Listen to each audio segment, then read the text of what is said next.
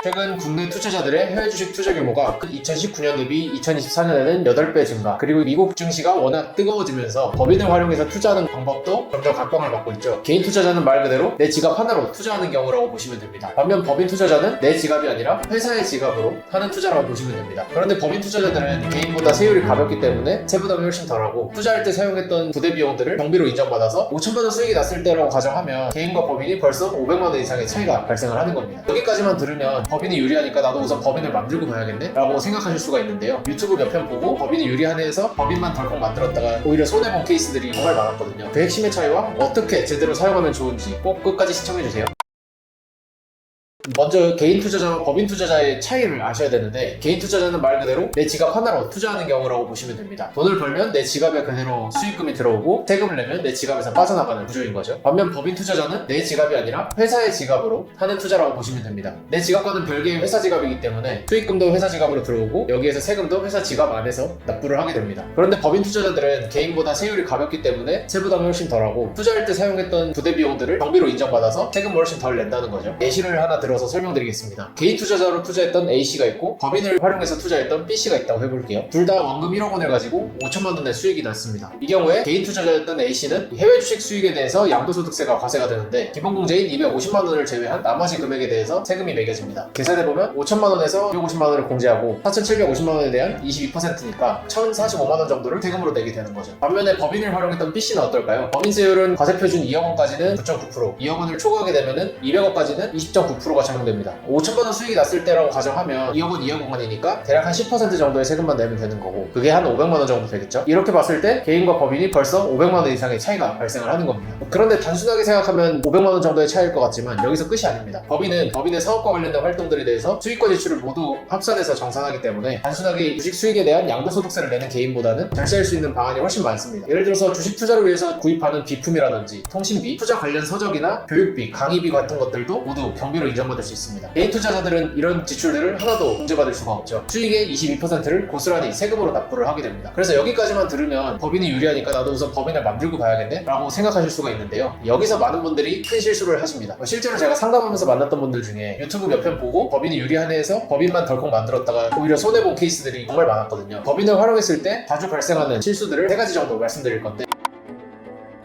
법인은 만드는 순간부터 비용들이 발생합니다. 등기소를 다녀와야 되고, 어떤 주소나 이런 등기사항에 사소한 변경들이 생기면 또 한 번 변경 등기를 해야 됩니다. 이 과정에서 공과금이나 법무사 비용이 발생을 하고요. 법인세나 부가세 같은 것들은 또 셀프 신고가 어렵다 보니까 세무 관련된 비용도 최소 연 200만 원 정도는 발생을 합니다. 이외에도 자잘한 유지 비용들이 또 지출이 되기 때문에 만약에 투자 금액이 한 1억 원 미만이다, 소액이다라고 한다면 굳이 법인을 가는 게 유리하지 않을 수 있어요. 두 번째 실수는 법인을 키울 생각 없이 버는 대로 족족 뽑아먹는 경우예요. 법인으로 투자해서 돈을 벌었는데 버는 족족 수익금을 바로바로 인출을 한다? 법인세도 내야 되고, 법인 수익금을 출금하는 과정에서 뭐 배당이나 급여로 인한 소득세를 추가로 납부하게 되면 오히려 그 부담이 더 커질 수 있습니다. 그리고 마지막 3번째 실수는 법인 운영을 제대로 이해하지 못하고 시작하는 경우인데요. 법인은 개인과 완전히 별개의 법인격입니다. 법인의 돈을 대표이사라고 해서 마음대로 가져다가 썼다가는 가지급금으로 인해서 인정이자가 발생하고 추가적인 세금이 나올 수 있어요. 실제로 최근에 상담했던 분 같은 경우에는 법인 통장을 마치 내 것처럼 마구잡이로 사용하시다가 가지급금 인정이자가 문제가 되면서 추가적으로 세금 폭탄을 맞았던 사례도 있었습니다. 그러면 또 이점에서 법인은 리스크도 크고 비용이 많이 들어가니까 개인으로 하는 게 나을 수도 있겠네? 라고 하실 수 있는데, 이게 상황에 따라서 정답이 달라지기 때문에 꼭 고정된 정답은 없습니다. 제가 이러한 실수 사례들을 말씀드리는 이유는 무조건 법인을 하지 말라는 게 아니라 제대로 잘 알고 하셔야 된다는 겁니다. 즉, 법인은 제대로만 활용하면 장기적으로 자산을 불리는 데 있어서 개인보다 훨씬 유리합니다. 자, 먼저 앞서 설명드렸듯이 세율구간 자체가 개인보다 훨씬 낮죠. 개인은 투자 수익에 대해서 22%를 오롯이 그대로 세금으로 납부를 해야 되지만, 법인은 적으면 10%, 많아도 20% 정도의 수준에서 그칩니다. 그리고 만약에 어떤 특정 해에는 손실이 발생했어요. 투자를 재미로 먹었다고 했을 경우에는 법인은 이월결손금 제도가 있어서 손실을 향후 15년 동안 공제를 받을 수가 있습니다. 하지만 개인은 양도차손이 났다고 해서 그 손실을 다음 해로 이월할 수가 없죠. 그렇기 때문에 법인을 장기적인 관점에서 잘 설계하셨다면 복리 효과를 극대화하실 수가 있습니다. 다시 말해서 수익금을 빼지 않고 법인이 계속 묻어두면서 재투자를 했다고 했을 때는 똑같이 1억 원으로 출발했더라도 개인과 법인이 10년 뒤에는 원금과 투자 수익의 차이가 4.2억 원과 5.2억 원으로 원금에 해당하는 금액만큼의 차이가 발생하게 됩니다. 만약에 이 투자 원금이 더 크다면 복리 효과로 인한 대한 차이는 더욱 커지겠죠. 그리고 또 중요한 것 중에 하나가 상속이라든지 증여를 염두에 두었을 때도 유리합니다. 개인 자산을 개인한테 증여할 때는 그 증여하는 시점마다 세금이 계산이 되는데, 만약에 법인을 설립하는 그 초기에 증여를 하면서 나의 자녀들을 주주로 넣어놨다 그랬을 경우에 추후에 법인 가치가 커지더라도 웬만해서는 추가적으로 증여세가 나오는 일은 없습니다. 그래서 절세 효과가 더 크다는 말씀을 드리는 거고, 그렇기 때문에 단순하게 법인을 만들면 세금이 절약된다가 아니라 장기적인 자산 증식의 핵심 계획으로 법인을 활용해야 된다는 겁니다. 이제 제일 중요한 법인을 어떻게 활용하면 되는지에 대한 3가지 전략을 한번 설명드려 볼게요.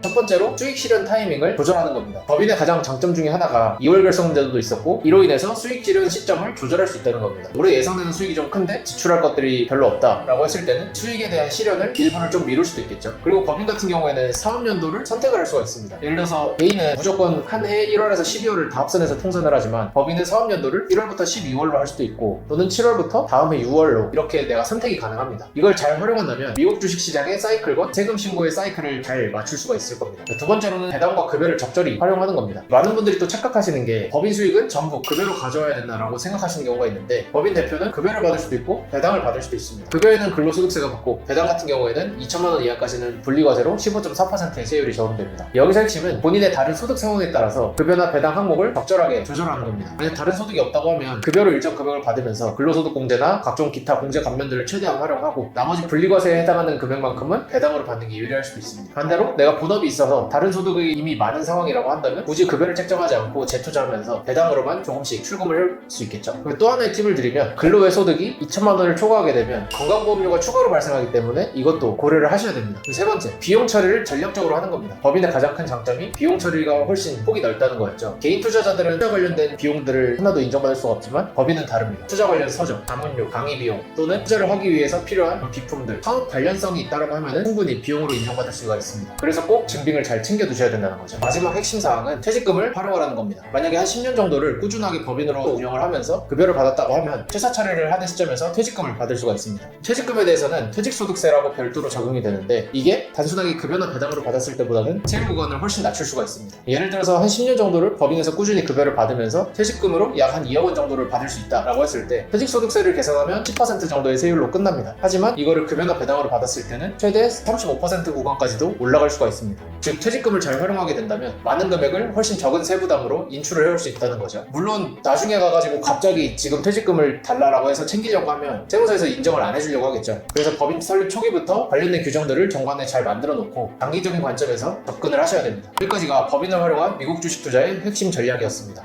법인은 분명히 개인보다 훨씬 절세 효과가 크고 장기적으로 자산을 불리는 데 있어서 굉장히 유리합니다. 하지만 무작정 만들면 안 되고 본인의 투자 규모, 투자 스타일, 향후 계획 등을 종합적으로 고려하셔가지고 전략적으로 설계해야 된다는 것이 핵심이에요. 특히 법인 설립 단계에서 이 초기 설계를 어떻게 하느냐가 굉장히 중요합니다. 잘못된 걸 고치려고 하면 비용도 많이 들고 이미 납부한 세금은 쉽게 돌려받을 수가 없거든요. 유튜브 몇 개 보고 그냥 얼렁뚱땅 설립하지 마시고 적어도 관련된 전문가들과 상담을 좀 받고 실행을 하시라고. 의뢰인분들 중에는 법인을 잘못 세웠다가 이거 다시 고칠 수 있나요? 라는 문의도 꽤 많은 편입니다. 그럴 때마다 안타까운 게 처음부터 제대로 설립해서 시작을 했다고 하면은 아낄 수 있었던 세금이라든지 각종 부대 비용들이 적어도 수백만 원에서 수천만 원까지는 이미 지출되고 난 상태라는 겁니다. 그래서 지금 이 영상을 보고 계신 분들은 적어도 그런 실수하지 마시고 처음부터 제대로 된 전문가들과 함께 설계해서 시작해 나가시길 바랍니다. 내 채널 커뮤니티나 아래 댓글을 통해서 문의를 주시면 저희가 1대1로 맞춤 상담을 진행해 드리도록 하겠습니다. 법인 설립부터 세무신고, 그리고 장기적인 부의 이전을 위한 절세 전략까지 원스톱으로 함께 설계해 드리고 있으니까요. 관심이 있거나 질문이 있으신 분들은 언제든지 문의 주세요. 오늘 영상이 도움이 되셨다면 좋아요와 구독 부탁드리고요. 궁금한 점은 댓글로 남겨주시면 언제든 답변 드리도록 하겠습니다. 그럼 저는 다음 영상에서 다시 찾아뵙겠습니다. 감사합니다.